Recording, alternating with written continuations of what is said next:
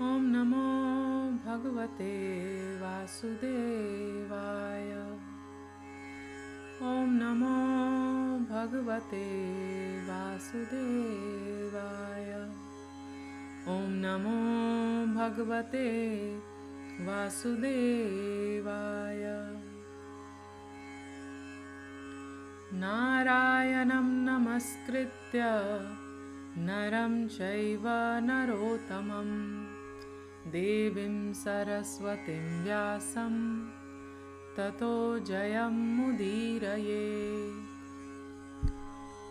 Before reciting the Srimad Bhagavatam, which is the very means of conquest, one should offer respectful obeisances unto the personality of Godhead Narayan, unto Nar Narayan Rishi, the supermost human being, unto Mother Saraswati, the goddess of learning, and unto Srila Vyasadeva, the author.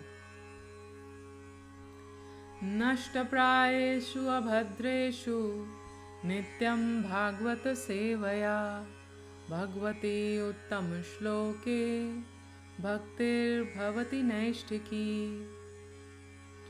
By regular attendance in classes on the Bhagavatam and by rendering of service to the pure devotee, all that is troublesome to the heart is almost completely destroyed, and loving service unto the personality of Godhead, who is praised with transcendental songs, is established as an irrevocable fact. Namam Vishnupadaya Krishna Pristhaya Bhutale Srimate Bhaktivedanta Swamin iti namine Namaste Saraswate Deve Gauravani Pracharine Nirvishesha Shunyavadi Paschatya Deshatarine. Following are the translations by His Divine Grace A.C. Bhaktivedanta Swami Prabhupada on Srimad Bhagavatam, Canto 1, Chapter 17, titled Punishment and Reward of Kali. Translations by Srila Prabhupada. Text 1. Suta Goswami said, after reaching that place, Maharaj Parikshit observed that a lower caste Shudra, dressed like a king, was beating a cow and a bull with a club, as if they had no owner. Text 2. The bull was as white as a white lotus flower. He was terrified of the Shudra who was beating him, and he was so afraid that he was standing on one leg, trembling and urinating. Text 3. Although the cow is beneficial because one can draw religious principles from her, she was now rendered poor and calfless. Her legs were beaten by a Shudra. There were tears in her eyes, and she was distressed and weak. She was hankering after some grass in the field. Text 4. Maharaj Parikshit, well equipped with arrows and bow, and seated on a gold-embossed chariot, spoke to him, the Shudra, with a deep voice sounding like thunder. Text 5. Oh, who are you? You appear to be strong, and yet you dare kill, within my protection, those who are helpless? By your dress you pose yourself to be a godly man, king, but by your deeds you are opposing the principles of the twice-born Kshatriyas. Text 6. You rogue, do you dare beat an innocent cow because Lord Krishna and Arjun, the carrier of the Gandiv bow, are out of sight? Since you are beating the innocent in a secluded place, you are considered a culprit and therefore deserve to be killed. Text 7. Then he, Maharaj Parikshit, asked the bull, Oh, who are you? Are you a bull as white as a white lotus, or are you a demigod? You have lost 3 of your legs and are moving on only one. Are you some demigod causing us grief in the form of a bull? Text 8. Now, for the first time in a kingdom, well protected by the arms of the kings of Kuru dynasty, I see you grieving with tears in your eyes. Up till now, no one on earth has ever shed tears because of royal negligence. Text 9. O son of Surabhi, you need lament no longer now. There is no need to fear this low-class Shudra. And O mother cow, as long as I am living as the ruler and subduer of all envious men, there is no cause for you to cry. Everything will be good for you. Text 10 and 11.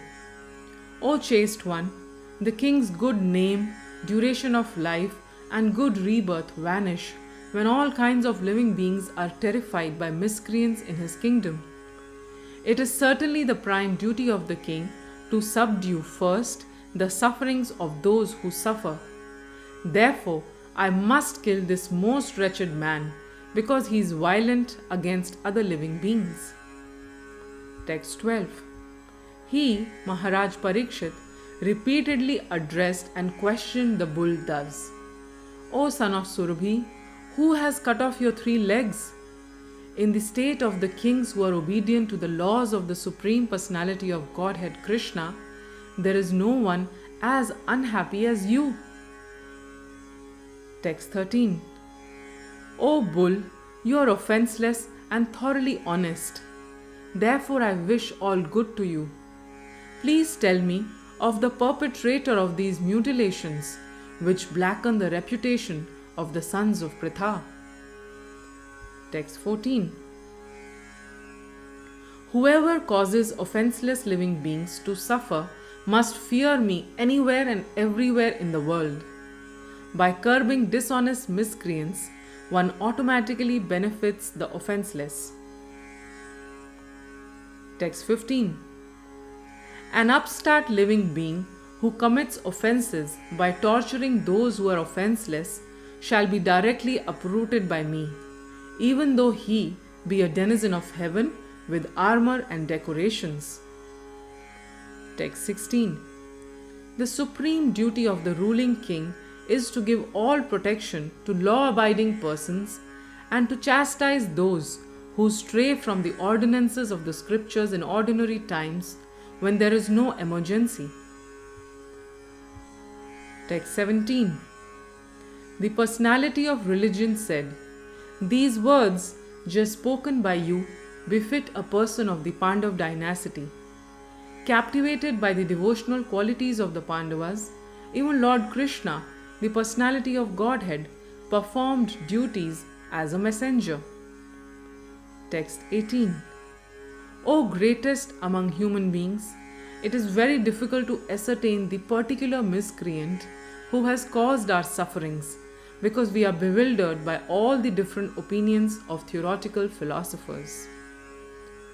Text 19. Some of the philosophers who deny all sorts of duality declare that one's own self is responsible for his personal happiness and distress. Others say that superhuman powers are responsible, while yet others say that activity is responsible, and the gross materialists maintain that nature is the ultimate cause. Text 20. There are also some thinkers who believe that no one can ascertain the cause of distress by argumentation, nor know it by imagination, nor express it by words. O sage amongst kings, judge for yourself by thinking over all this with your own intelligence. Text 21. Suta Goswami said, O best among the Brahmanas, the Emperor Parikshit, thus hearing the personality of religion speak, was fully satisfied, and without mistake or regret, he gave his reply. Text 22. The king said, O you, who are in the form of a bull, you know the truth of religion, and you are speaking according to the principle that the destination intended for the perpetrator of irreligious acts is also intended for one who identifies the perpetrator.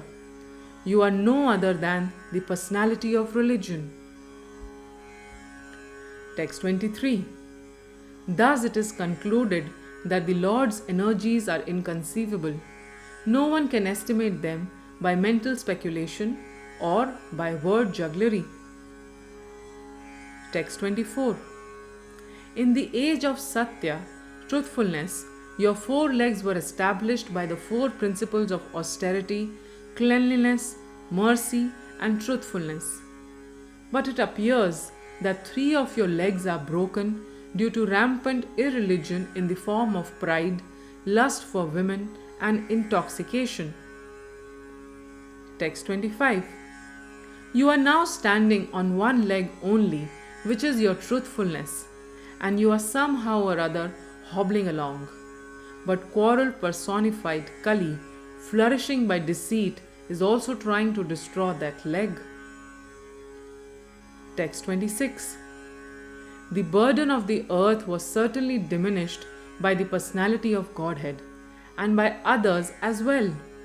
When he was present as an incarnation, all good was performed because of his auspicious footprints. Text 27. Now she, the chaste one, being unfortunately forsaken by the personality of Godhead, laments her future with tears in her eyes, for now she is being ruled and enjoyed by lower class men who pose as rulers. Text 28. Maharaj Parikshit, who could fight 1,000 enemies single-handedly, thus pacified the personality of religion and the earth. Then he took up his sharp sword to kill the personality of Kali, who is the cause of irreligion. Text 29.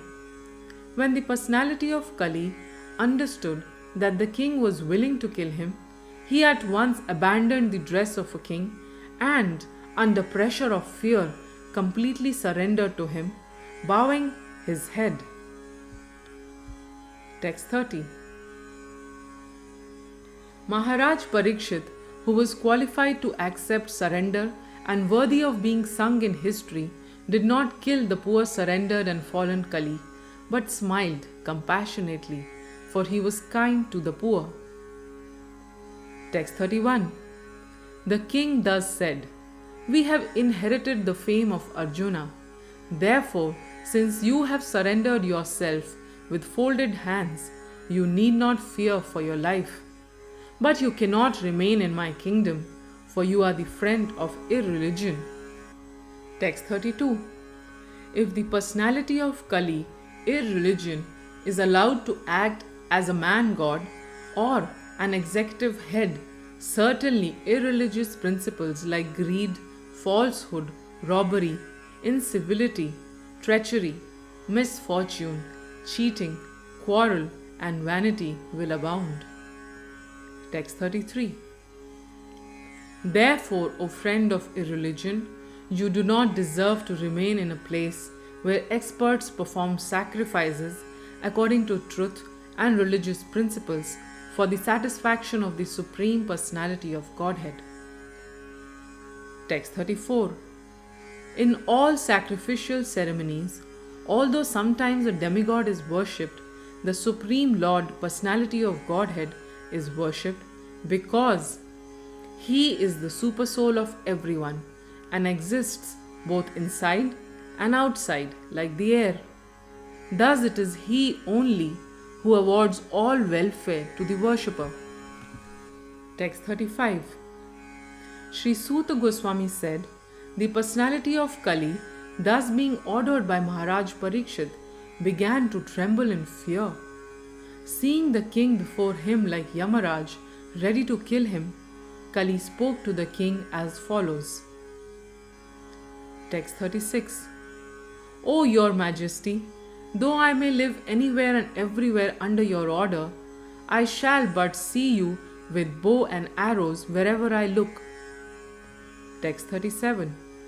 Therefore, O chief amongst the protectors of religion, please fix some place for me where I can live permanently under the protection of your government. Text 38. Suta Goswami said, Maharaj Parikshit, thus being petitioned by the personality of Kali, gave him permission to reside in places where gambling, drinking, prostitution, and animal slaughter were performed. Text 39. The personality of Kali asked for something more, and because of his begging, the king gave him permission to live where there is gold, because wherever there is gold, there is also falsity, intoxication, lust, envy, and enmity. Text 40. Thus the personality of Kali, by the directions of Maharaj Parikshit, the son of Uttara, was allowed to live in those 5 places. Text 41. Therefore, whoever desires progressive well-being, especially kings, religionists, public leaders, brahmanas and sannyasis, should never come in contact with the 4 above-mentioned irreligious principles. Text 42. Thereafter the king re-established the lost legs of the personality of religion, the bull, and by encouraging activities, he sufficiently improved the condition of the earth. Text 43 and 44. The most fortunate Emperor Maharaj Parikshit, who was entrusted with the kingdom of Hastinapur by Maharaj Yudhishthir, when he desired to retire to the forest, is now ruling the world with great success due to his being glorified by the deeds of the kings of the Kuru dynasty. Text 45.